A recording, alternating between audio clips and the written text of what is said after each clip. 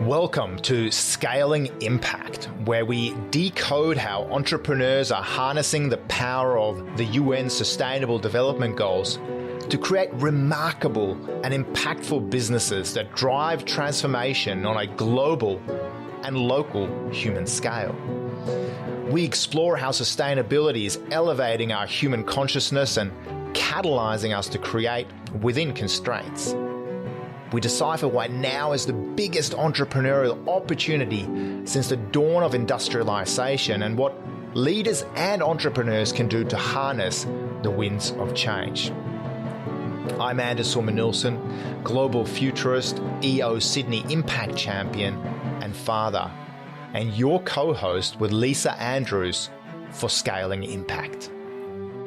Welcome to Sydney EO's global podcast, Scaling Impact, where I am joined today by Joanna Marsh. Joanna, great to have you on today's Scaling Impact show. Thank you very much. So happy to be here. Just a bit of pedigree. Joanna, you have a kind of an interesting hybrid role at the moment. You're both the general manager for advanced analytics and innovation in real estate at Investa Property Group, but you're also heading up Exomina as well.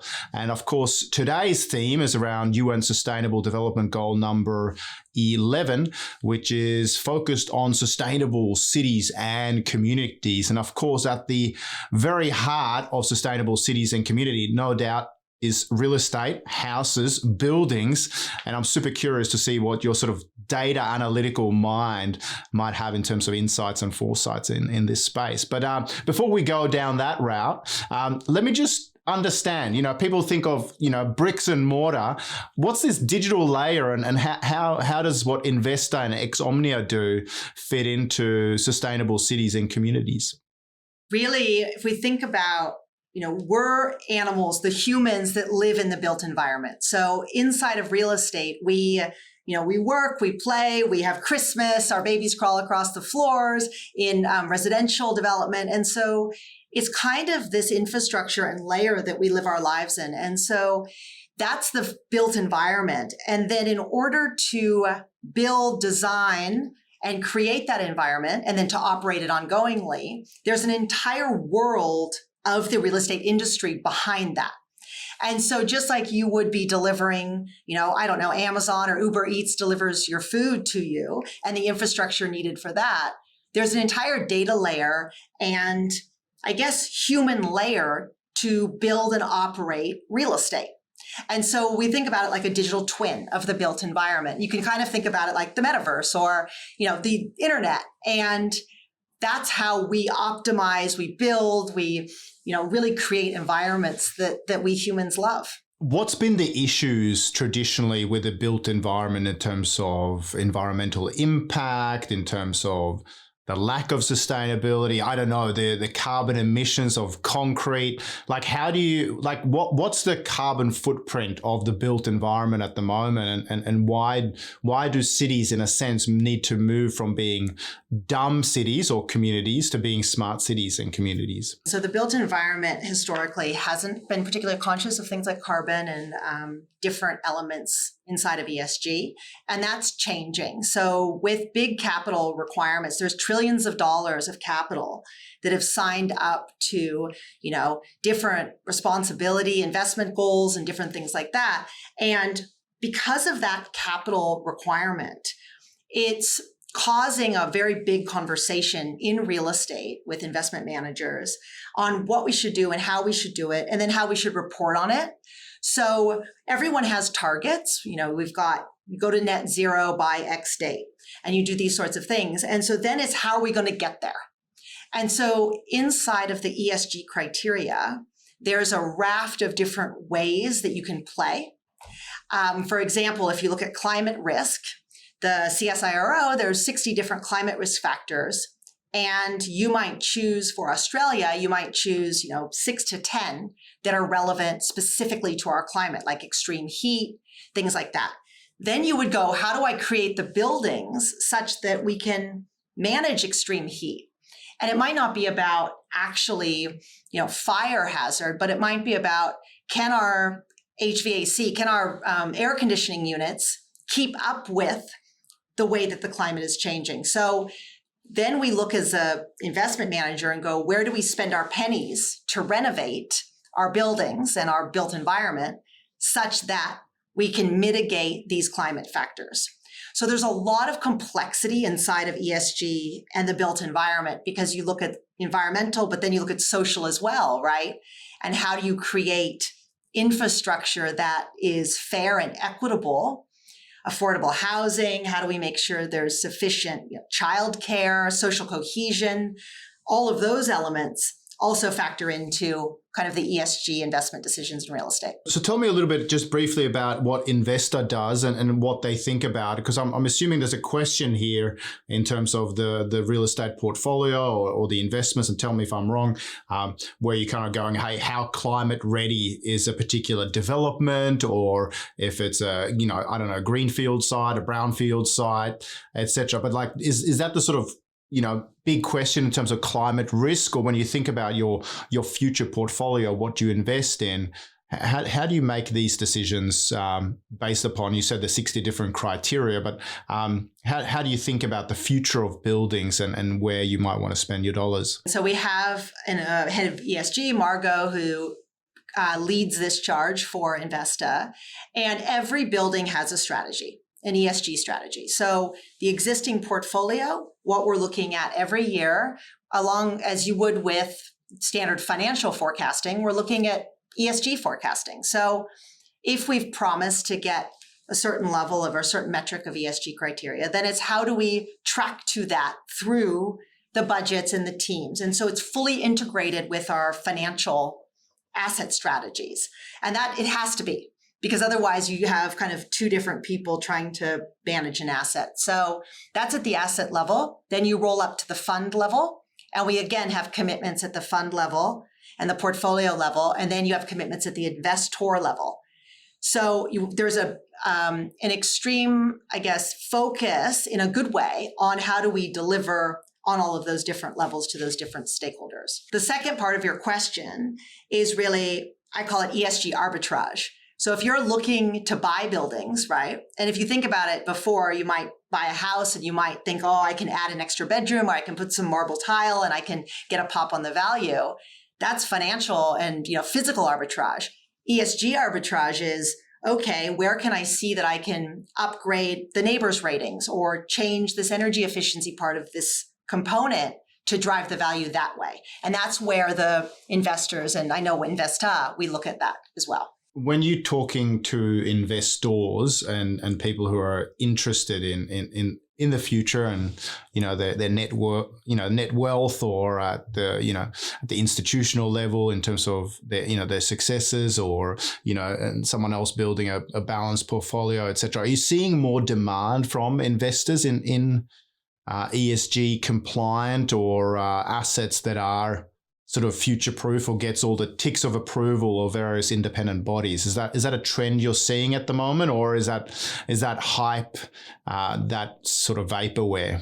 It's definitely a trend, and what I would say is it's getting increasingly robust. So maybe a few years ago it was self-reporting and nice to have, and now the DDQ, the questionnaires coming from the investors, are long, very detailed, and complex. And it is now a competitive advantage to be able to not only have the data and actually do and manage the portfolios that way, but to be able to report on it, have the confidence and clarity and governance around what we're doing. So it won't be an option for, it's not optional anymore. And it's going to continue to become more like financial reporting, where regulation flows in, you actually have to. It's no longer self-reported.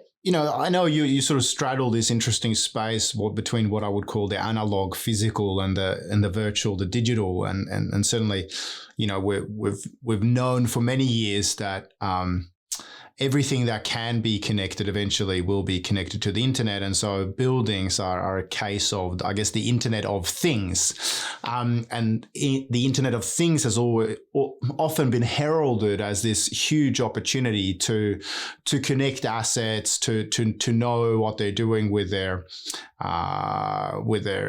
heating system, or how much solar energy they're generating, or when we should turn on and off the heating, the cooling, the aircon, etc.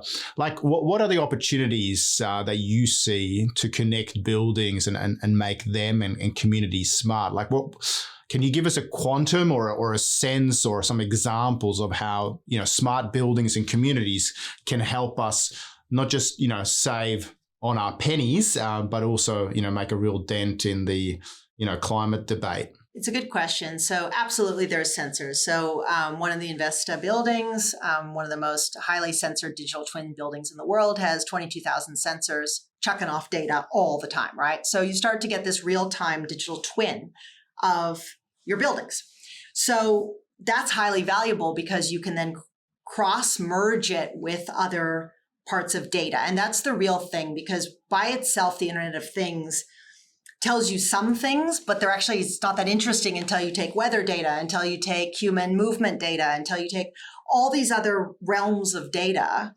And then you start to look at the insights and the real deep research, which has been going on in the hedge funds for a long time, but we're bringing it to real estate. So that's the kind of level we can actually start to make an impact. So a good example is affordable housing, right? If you have, $4 billion and you want to deploy it into affordable housing, there's a lot of rules of thumb that you would say about where to put that housing and who are these people you're building for and all these different things. With the data now, so you would pull all of the public data, census data, income data. So you would do all that, right? Which when I say that, my data scientists and engineers are rolling their eyes listening to this going, don't say it like it's easy. Anyway, you do all that and you put it together, and then you start to look at crime rates. You start to look at all of that stuff. And then you start to look at cost of living. You start to build up this profile that allows you to see where to best deploy that $4 billion to make the biggest impact for affordable housing against your targets on what you want to do and who you want to serve, commute times, all these different things. So the Internet of Things, the IoT sensors are a very important part, especially for internal data. When should you replace the chiller? Is this fan optimized for the best kind of efficiency and length of life? Those kind of decisions. The investment decisions and the kind of bigger societal impact decisions are much broader than just the building sensors.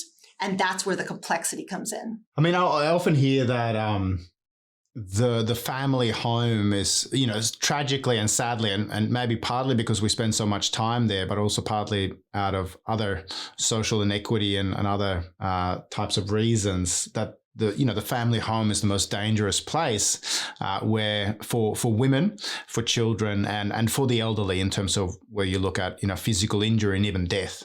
I mean, just know from having young kids how much childproofing we're trying to do, and despite that, we don't always get it right. So certainly I can think of the smart home being quite humane in terms of, preventing or even alerting someone to, say an elderly person having a fall, or, wearable technologies like this, measuring your gait and might even predict something before you're about to have a fall. I mean, in a similar vein, are there things we can do with buildings that, from a sort of predictive maintenance perspective, or any other way to actually help us achieve our targets? I mean, you've sort of alluded to energy efficiencies, etc. But like, how do smart cities and communities actually make us more, humane in a sense, and get us closer to this, planet-centric targets that we now have? It's a good question. So there's an entire wellness world that we can look at. So this is the question of how, say an office building, let's pick office. How do you return the human home to your kids and your family in better condition than you get them, right, in the morning? And how do you earn this commute? How do we make it such that we're making people healthier? And there's a lot of work on how you can do that, from sensor data to all these different things, wearables, right? Looking at things like just surfaces and what calms people down, biophilic and biodynamic design, even such looking at the seasons passing over time has a biological rhythm on humans, looking at horizons. These sorts of things, we bring that into design, and a lot of the good architects do this extremely well. And it makes and human size and level spaces. So the occurrence isn't, the high rises in Hong Kong where you're looking kind of at the battery hen sort of world there. So there's a lot about that. And then there's a lot of, if you look back to the data, there's a lot about what should we actually put in our environment. So in our lobbies, say office buildings, right? You could put a lot of different things. And so the question is, what do we put in there that actually really adds to the value? So do you put a library maybe that everybody can use? Do you put spaces that people can work? Do you put social enterprise cafes? And that answer is very much determined on the microclimate and the micro users or humans, but also the other businesses in the area. Is there a childcare? Is there not? Is it safe? So really looking and using the data to look at, we have the stewardship of the built environment. What can we add that's actually going to make a difference in the hyper locality versus kind of what's going to make the most money from the NLA perspective, or what's going to make standard pump and dump of XYZ. So that's where and I know Investa and also, all of our peers, or a lot of our peers in real estate, are starting to look there. It's not just about financial return or risk reduction. It's about the impact measurements. I'm fascinated by in a sense, what I'm hearing now in terms of hybrid work. And of course, throughout the pandemic, we saw, a flight from central business districts back into, people's homes. And now, of course, there's this, desperate measures being taken by corporations to get people back into the office, as you allude to, kind of earning the commute. How do you actually make the the work day one that's fulfilling and maybe even re-energizing, etc. But how do you earn that privilege of having someone spend an hour each way to physically turn up in the office? Have you seen any carbon impacts on this, like work from home movement? Do you think it's here to stay? Do you think ultimately people will just go back to work, or do you think that this was a real structural shift in terms of how work gets done? And then secondly, what are the carbon effects of people working not from corporate real estate offices, but maybe from their homes, if that's the case? It's a good question. I would say we don't have enough data. I don't have enough data to answer it decisively. It's more of we're watching the way our people are returning to work. And what's happening from all of our research is that people are coming back in a hybrid fashion, and they're coming back for specific things. So I know, in our world of innovation, we have to be together physically to drive innovation. I saw a lack of, over the COVID lockdowns, we were missing some of the edge of innovation. And so we came back early for those components of work. And then we don't in other ways, right? And that's just my teams and my example. In our startup, we do a lot of FaceTime, and that's because the pace of innovation has to be so fast that we can't afford the lag of the asynchronous work. So the answer is I think it depends. And it depends on your role in your team and kind of what we're doing in order to do that. So, and then the individual work and everything, of course, that can be anywhere. So it's just figuring that out. And I think it's really hyper personal to not only the person, but the role and the team, and then what we're trying to accomplish in the world. So we don't have the data yet to really nail that down, but we're seeing a lot of people very much using office space and using it quite intensely, and with a lot of gratitude as well, like after being at home for a while. So that's, my experience in my teams and things like that. I don't know. The real answer is I also don't know the carbon impact. I can hypothesize around commutes versus not commute and that sort of thing. But I haven't seen the data, the statistics on that one, but it would be interesting to look it up. It's fascinating that, during COVID, I mean, this is not a true statement, but there was a sense that everybody went out and bought another car because, if they were ever going to commute in the future again, they sort of started shunning public transport and, the 1.5 meter rule and all the rest. So people went out, bought a car. That obviously contributed to carbon emissions. There's a huge supply chain shortage in the global automotive industry. And so as people start going back to work, today it might be 2 or 3 days a week, but again, you just add and scale this up and you go, okay, well, people used to take public transport. Now they want to sit alone in their own little bubble again. Like, what's that going to do to congestion and pollution? And because the reality is that 99% of urban dwellers today are breathing polluted air. And so again, the built environment interfaces with transport, and I'm just thinking, like, what are there smarter ways to do things, or what are some of the concerns around people's return to work if it happens? Yeah, and I think it does rely on a couple of different sets of behaviors that are probably conflicting. So exactly right. Do I want to sit next to this person closely in public transport? So how does that impact that? And then also, how good is the technology getting, right? The better the technology gets, the faster, the more real time, the more immersive it gets, then the gap between I'm with you in person versus with you over, VR, AR, those sorts of things gets smaller and smaller. So I think that also has an impact because pretty soon it flips over the friction of coming in or not coming in. So we are pulling some transport data, absolutely. So we're seeing that. I mean, the other thing that employers can do, and I see a lot of, our tenants and our customers, and we're doing this in Investa, is, you do swing start times and finishes and things like that to basically avoid the crush of the standard commute times, and people do feel more comfortable with that. So I think that's another option as well. So yeah, I think there's conflicting human behavior here.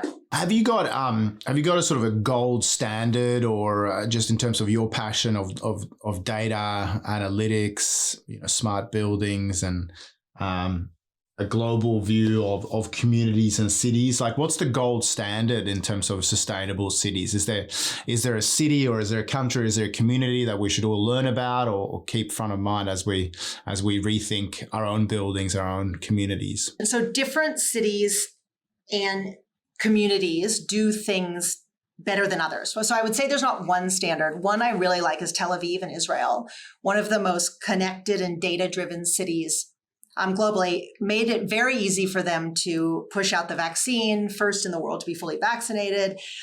They have a large amount of data, and it is integrated. Now, they don't have a huge population. I think it's around 800,000 in that particular city. So you go, well, that's easier to manage.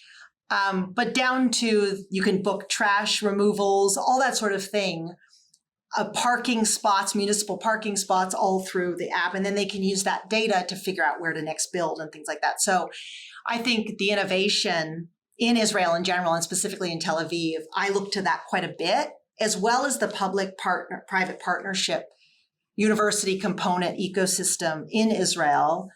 Because really a lot of this analytics is done well inside hedge funds, is becoming more and more available in the big end of town real estate, not yet in the long tail.